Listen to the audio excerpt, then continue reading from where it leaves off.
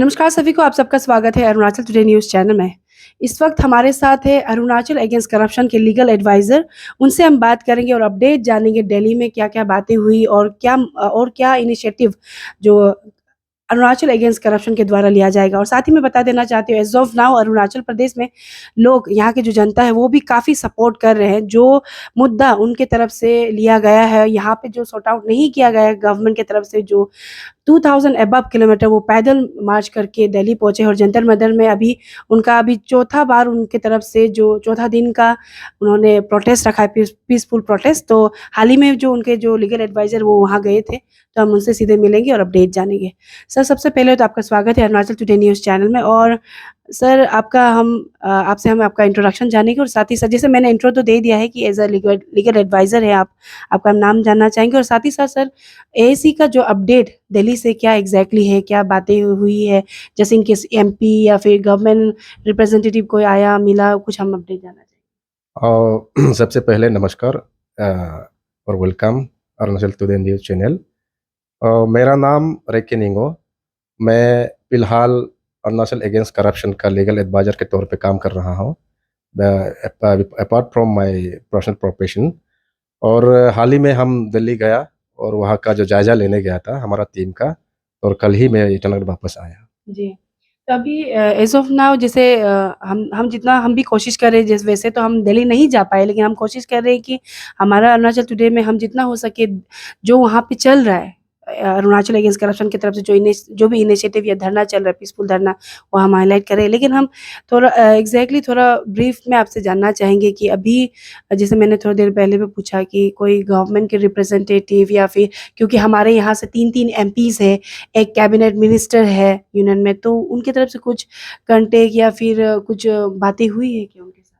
ना, अभी तक तो हमारा टीम एएसी टीम ने पर्सनली हम ऑफिशियली नहीं मिला, तीनों हमारे जो रिप्रेजेंटेटिव है। जी। फिर भी हमको ऐसे लगता है कि हमारा टीम को ऐसे लगता है कि already the messages has been received by the 3 MPs from our state. और हमारा जो डिमांड है, जो माँगे हैं और जो मूवमेंट के बारे में जितना उनको जानकारियाँ लेना था शायद ले लिया है। इसके लिए ही शायद हमारा जो हमारे जो कंट्री का लॉ मिनिस्टर है, उनका भी 2 प्रेस स्टेटमेंट आया। हमको उस प्रेस स्टेटमेंट से हमको लगता है कि शायद उनको हमारा मूवमेंट के बारे में खबर मिल गया। जी। अभी जैसे आपने मेंशन किया और सभी जनता ने भी देखा, अरुणाचल की जनता आई गेस अभी, और ये जो एएसी की तरफ से जो इनिशिएटिव जो उन्होंने पैदल मार्च किया, वो सिर्फ़ अभी अरुणाचल का बात नहीं हुआ। अभी पूरे जो नॉर्थ ईस्ट के बारे में बात हो गया, पूरे देश भर के बारे में बात, करप्शन को लेके वो बात जो कर रहे हैं। और जैसे आपने मेंशन किया किरण रिजिजू का, जो ऑनरेबल कैबिनेट मिनिस्टर भी है यूनियन के, तो उनकी तरफ से एक स्टेटमेंट आया था, जिसको लेकर अरुणाचल की पब्लिक काफ़ी गुस्सा में है, उनसे नाराज़ है, कि उनका कहना था कि ये लोकल इश्यू है, वहाँ पे वो इंटरफेयर नहीं कर सकते। वो दिल्ली में बैठे हैं, दिल्ली से वो स्टेट के लिए क्या कर सकते हैं, वो उनका ऐसे इस तरीके का स्टेटमेंट आया था। तो आपका ये स्टेटमेंट को लेकर आपका क्या कहना होगा, वो हम जानना चाहेंगे? और इस विषय में तो मैं यही कहना चाहूँगा, सबसे पहले वो अपना घर, वो अपना अपना घर है बोलने से उसका अरुणाचल वेस्टर्न पार्लियामेंट्री कॉन्स्टिट्यूएंसी से वो इलेक्ट होके आया है। जो भी अरुणाचल का जो प्रॉब्लम है उसका कॉन्स्टिट्यूएंसी को छोड़ के, क्योंकि वो अभी रिप्रेजेंट कर रहा है स्टेट को, तो उनका ये ड्यूटी है कि यहाँ का जो इश्यूज़ है उनको बारीकी से जानना है। और ये कहकर आपका जो हमारा इश्यूज़ है उसको लोकल इश्यूज़ बता के वो नकारना सबसे बड़े दुर्भाग्यपूर्ण की बात रहेगा। क्योंकि हमारा स्टेट का इश्यू तो स्टेट का ही तो रहेगा, लोकल ही तो रहेगा, ये तो कोई सेंट्रल इश्यूज़ नहीं है ना। तो हमारा इश्यूज़ का, स्टेट का इश्यूज़ को अगर वो लोकल इश्यू कहने लग जाएगा तो उनका वहाँ पे बैठना शायद अरुणाचल के लिए कोई फ़ायदा नहीं है। जी। और क्योंकि आप एएसी टीम के लीगल एडवाइज़र हैं, तो हमने कोई प्रेस ब्रीफिंग में सुना था कि उनकी तरफ से कहा गया था कि अगर वो तो धरना कंटिन्यू करेंगे ही जब तक पीएम मोदी को नहीं मिलते हैं, बीजेपी के जो प्रेसिडेंट हैं जेपी नड्डा को नहीं मिलते, होम मिनिस्टर को नहीं मिलते। लेकिन उनकी तरफ से ऐसे खबर आ रही थी कि अगर जब तक नहीं मानते वो आगे और कंटिन्यू करेंगे। तो आप थोड़ा कुछ बता पाएँगे जनता को कि उनका जो धरना है या फिर जो प्रोटेस्ट है, पीसफुल प्रोटेस्ट, वो कब तक होगा? या फिर सुनने में आया था कि वो हंगर स्ट्राइक भी जा सकते हैं। तो इसको थोड़ा क्लैरिटी अगर आप दे पाएँ। हाँ, ये तो हमारा क पार्ट ऑफ मेरा मूवमेंट है, मेरा स्ट्रेटजी है हम एएसी टीम का। अगर कुछ दिन तक हम फिर यही जो पीसफुल प्रोटेस्ट है जंतर मंतर में, उस तरीक़ा से हम लेके चलेंगे और आगे क्या करना है, किस तरह का हम फिर से डेमोक्रेटिक मूवमेंट करना है, it is part and parcel of our agenda. और उस हो सकता है कि अभी जो हिसाब से हम लोग प्रोटेस्ट कर रहे हैं, उससे भी और कोई ज़्यादा ड्रास्टिक हो सकता है। तो उसका अभी मैं डिस्क्लोज़ नहीं करता since it is our agenda, क्योंकि हमको ये विश्वास के साथ ये कहना पड़ रहा है कि हमारा इस प्रॉब्लम को और हमारा डिमांड को लेके जो यूनियन गवर्नमेंट है और स्टेट गवर्नमेंट तो हमारा सुना नहीं है। 28 डेज़ ऑलरेडी ईटानगर में हमने धरना में बैठा, उसके बाद नहीं सुना, इसलिए तो हम दिल्ली पुट मार्च करना पड़ा और आदमी का बीच में, हमारा पब्लिक का बीच में और एक जो हमारे लोग के बीच में एक कन्फ्यूजन बना के रखा हुआ है कि हमने दिल्ली तक पुट मार्च किया है। मैं ये स्पष्ट कर देता हूँ आपके मीडियम के थ्रू कि हम दिल्ली तक पूथ मार्च नहीं किया, हम गाजियाबाद तक ही किया। लगभग 1900 किलोमीटर तक का हमारा पूथ मार्च रहा। वहाँ पे पहुँच के हमारा एक्टिविस्ट का, हमारा जो एग्जीक्यूटिव का हेल्थ बिगड़ने लग गए, तब वहाँ से हम एम्बुलेंस का थ्रू हम दिल्ली पहुँचा। जी। और अभी ये 1 महीना भी नहीं है कि अभी ऑलमोस्ट 3 मंथ्स होने को आया है कि अगर हम काउंट करें सिंस वो जब टेनिस कोर्ट में बैठे थे तब से लेकर अभी तक, अभी 2 महीना क्रॉस हो ही चुका है। और जैसे आप क्योंकि लीगल एडवाइज़र जैसे आपने बताया स्ट्रैटेजीज़ है और आने वाले समय अगर स्टेट गवर्नमेंट के अगर सेंट्रल गवर्नमेंट नहीं सुनता है तो आप लोग का क्या करेगा, आपने जो बताया। और एक बात हम जानना चाहेंगे as a legal adviser, not only like AAC के लीगल एडवाइज़र, आप एज़ अ पेशा से आप एडवोकेट भी हैं। जब यहाँ से उनका फुट मार्च निकला था तो यूपी में जो एक शख्सियत थे उनके तरफ से काफ़ी तोको मैडम के अगेंस्ट में पर्सनल अटैक हुआ, काफ़ी चीज़ें हुई। लेकिन हम भी शॉक है और यहाँ की जनता भी शॉक है आई गेस कि वुमेन कमीशन की तरफ से अभी तक कोई इनिशिएटिव नहीं लिया गया है। खबर मिली है कि उनका कहना था कि कंप्लेन अभी तक नहीं आया है। तो आपका क्या कहना होगा as a legal adviser and as a advocate कि कोई महिला जब कुछ इनिशिएटिव लेती है, कुछ मुद्दा पे होती है तो ऐसा पर्सनल अटैक करने में कुछ सेक्शन या कुछ ऐसा लगता है जो कर सकते हैं लोग? Not everything in life needs an effort. Some things are just as easy as a click. Now get your favorite food at your doorstep from the best restaurants in your city. Served hot, straight from the kitchens of your favorite eateries to the plates in your homes, just with a touch of your fingertips. We at AP Eats are all set to fulfill your craziest food cravings. So, what are you waiting for? Order now from AP Eats, the fastest online food delivery service of Arunachal. COD and online payments are also available. Download the app now. ये तो बहुत unfortunate वाला बात रहेगा कि हमारा state women commission आज तक शायद इस इशू को लेके संज्ञान नहीं लिया है शायद, क्योंकि ये एक ऐसी चीज़ है जहाँ पे हमारा जो स्टेट का वुमेन है, हर किसी का ऊपर ये कल को जाके एप्लीकेबल हो सकता है, क्योंकि ये एक फ्यूचर रेफरेंस बन सकता है।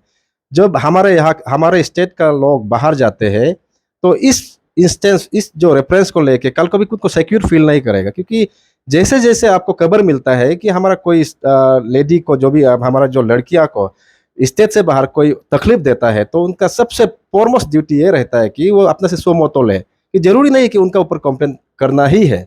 कंप्लेन नहीं करते हुए भी उनको अपना से सो मोतो एक्शन लेके, कॉग्निजेंस लेके एक्शन लिया जा सकता है। लेकिन हमको इस केस में ये देखने मिल रहा है कि आज तक कोई ऐसे इनिशिएटिव नहीं लिया गया। This is very unfortunate from the part of women commission. और कुछ दिन पहले कोई ऑर्गेनाइजेशन या फिर जो ग्रुप ऑफ वुमेन्स, और आई गेस वहाँ पे तोको मीना मैम जो कि कांग्रेस के ऑपोजिशन लीडर भी है, उनके तरफ से भी सब एक ग्रुप ऑफ वुमेन्स की तरफ से कंप्लेंट फाइल किया, ऐसे ब्रीफिंग किया गया था। लेकिन अभी तक कुछ खबर नहीं है और हमने भी कोशिश की थी कि जो वुमेन कमीशन के जो चेयरपर्सन उनसे बात करें, लेकिन हमारा भी उनका कांटेक्ट नहीं हो पाया। तो जैसे आपने बताया कि ऐसा नहीं होना चाहिए क्योंकि आने वाले समय में किसी के साथ भी ऐसा हो सकता है। तो अभी हाल ही में जो अभी चर्चा में चल रहा है, एआईसीसी का जो धरना चल रहा है वो तो चर्चा पे है ही है और काफ़ी इशू भी चल रहा है। लेकिन उन्हीं में से एक अभी 2 दिन पहले एक सोशल मीडिया में काफ़ी वायरल हो रहा है, जो वुमेन पुलिस स्टेशन ईटानगर की तरफ से जो तोको सितर को समन भेजा है, जिसमें 11 को उनको यहाँ आना है, अक्टूबर 11 को। इसको लेकर आपको क्या कहना है? ये देखिए, ये तो एक स्टेज मैनेज ड्रामा जैसा हो रहा है हमारे स्टेट में। क्यों बोला जाने से हमारा अखिलेश जो प्रताप सिंह है, उनका अगेंस्ट में भी ढेर सारा एफआईआर यहाँ पे दर्ज करके रखा हुआ है। हमारे स्टेट का लोग, इवन हमारे जो तोको शीतल मैडम का फैमिली के ओर से भी दर्ज किया है। बहुत सारे ऐसे एफआईआर शायद आपको भी पता होंगे।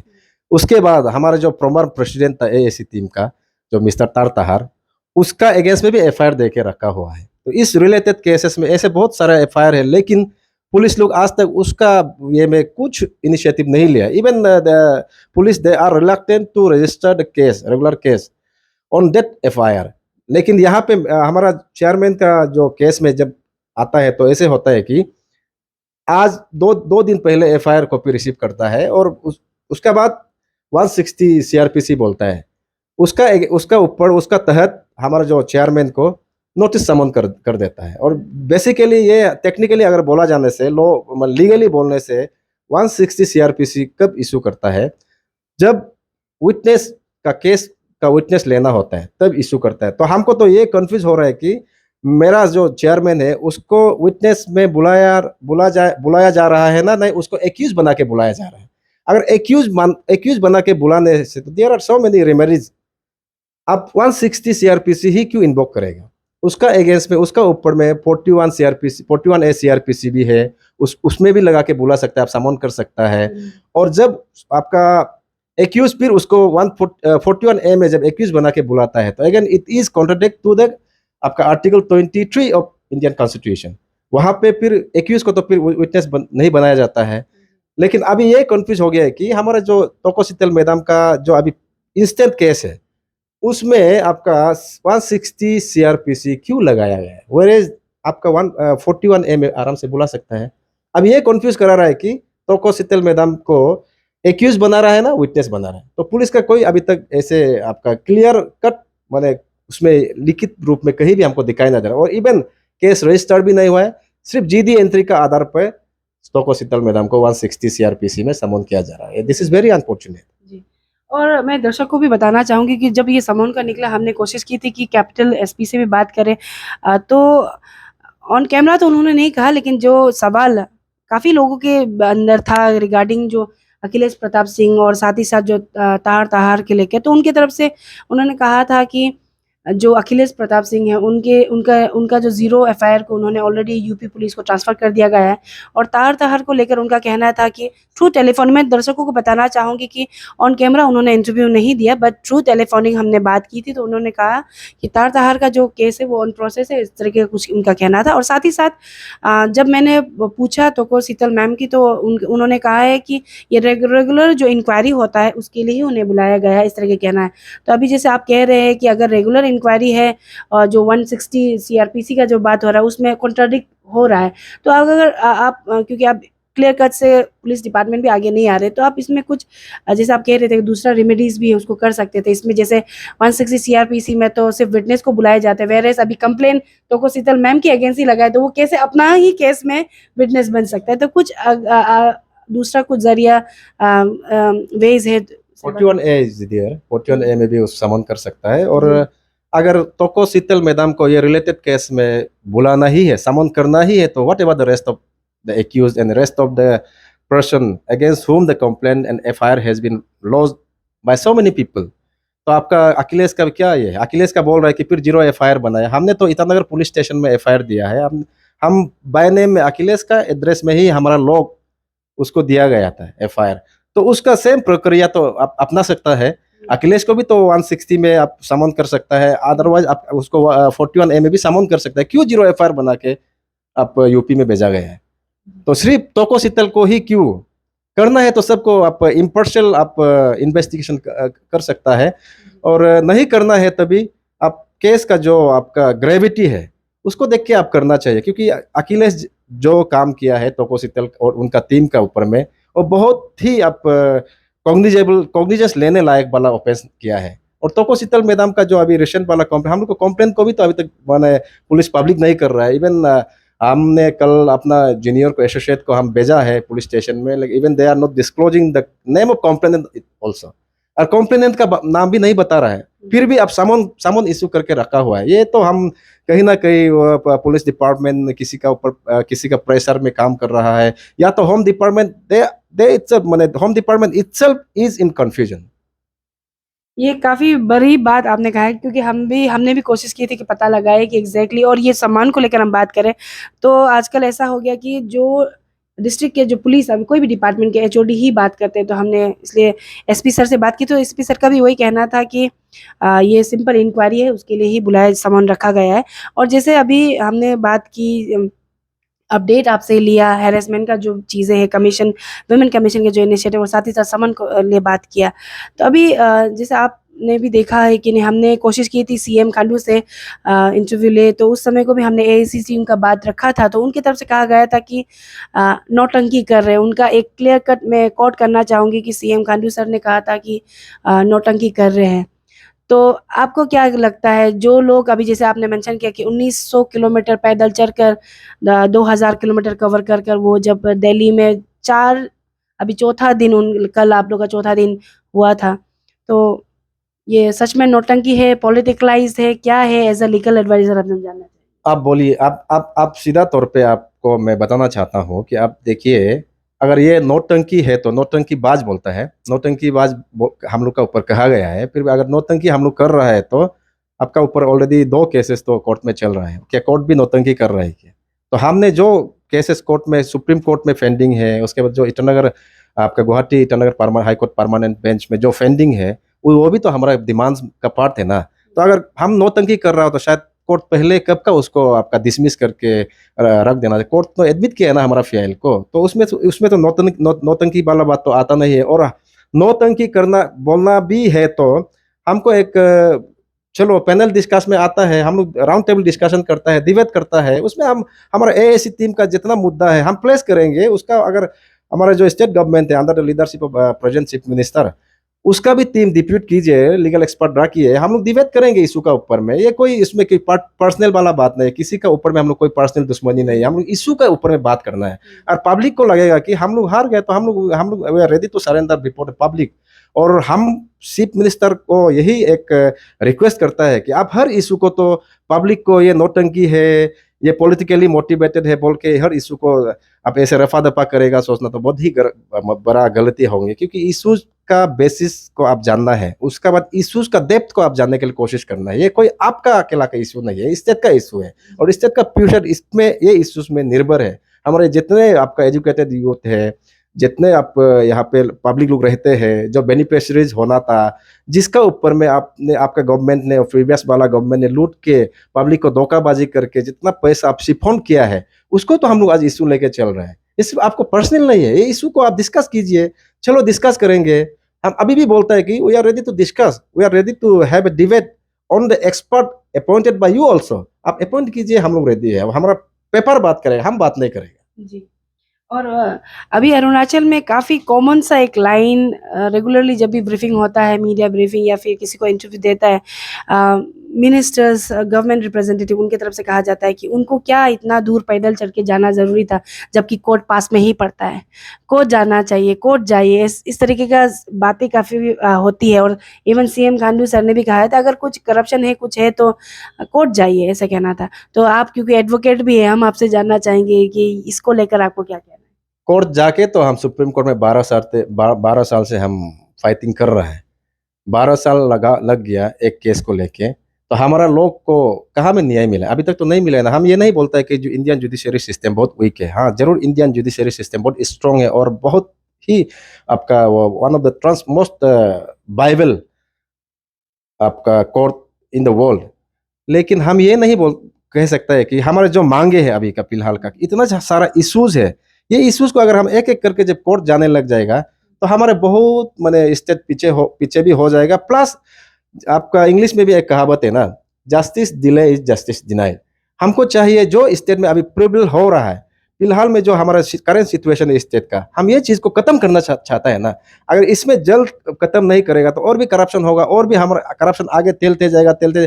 ये हर चीज कोर्ट में सब जुडिस होके बैठ जाएगा तो हमारा लोग कहाँ रहेंगे? गरीब का ऊपर गरीब होते जाएंगे और स्टेट पिछड़ते जाएगा। इसके लिए हमको चाहिए सीबीआई और ईडी का इंक्वायरी, क्योंकि वो लोग जल्दी आपका इंक्वायरी होगा और हमारे जो करप्ट लोग हैं उनको पब्लिकली हम पब्लिक डोमेन में लेके आएगा, और करप्ट लोग जो आज पोस्ट में है वो पब्लिक का सामने में कुछ सरेंडर हो जाएगा, तब अच्छा आदमी भी आएगा ना, और स्टेट को ऐसे आदमी लोग रूल करने लग जाएगा कि रियली क्लीन होगा और स्टेट का प्रोग्रेस के लिए सोचेगा। हम तो यही चाहता है।